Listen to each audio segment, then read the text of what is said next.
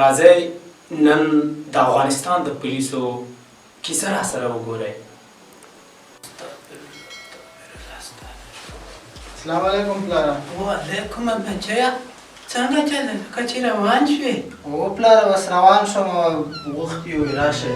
دومره زر ستا خدای څو ورځې مخکې واده وکړه نو داسې زر څنګه روان شوې؟ بس پلاره څه وکړو نو پیسې چې ونه ګټو په دومره غریبي ده بیخي زیاته. نو خیر ده لږې به دلته قومندان ته زارۍ کړې وې ټي درته زیاته کړې وه که نه؟ پلاره نه کېږي ولوی الله ډېر سخت خراب دی. دې وختو کې موږ غوښتي یو که نه پکار دی.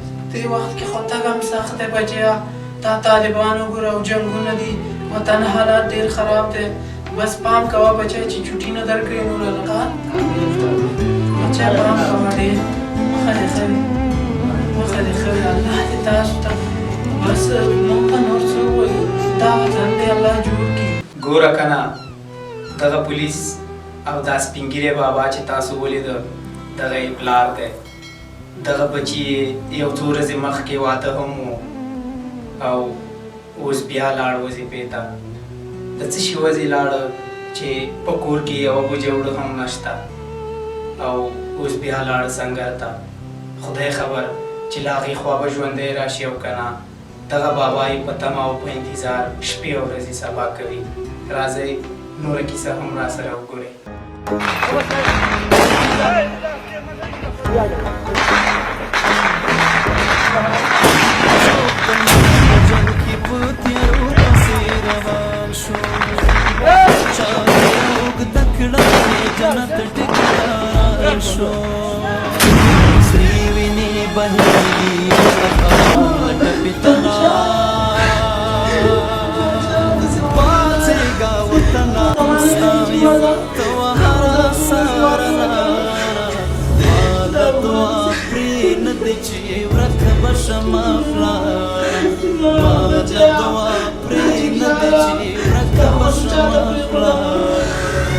د ژوندانه د سپارو توري راوښودل څه اخیستی شو تا د رڼا لوري راوښودل تا په شمار د ګوتو د اسمان ستوري راوښودل تا په شمار د ګوتو د اسمان هماغه پولیسو یو څو ورځې مخکې چې واده هم تېر که او د وطن ساتلو لپاره بیا لاړ او دا دی دوه ورځې مخکې وظیفې ته لاړو او یوه ورځ وروسته یې ورته بېرته شهید راولي و.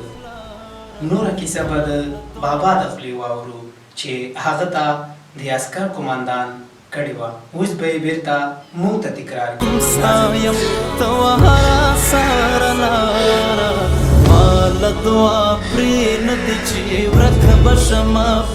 تاسو پوهېږئ دغه زما دریم بچی و چې د وطن په ساتلو کې شهید شو او قمندان راته کیسه کوله.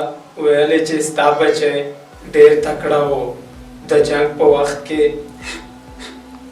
په یو لاس کې د افغانستان درې رنګه بیرغ او په بل لاس کې د وطن د ساتلو وسله وه او ظالمانو له شا طرفه پرې حمله وکړه او ولې په پښه باندې وویشته. بې غیرته دښمن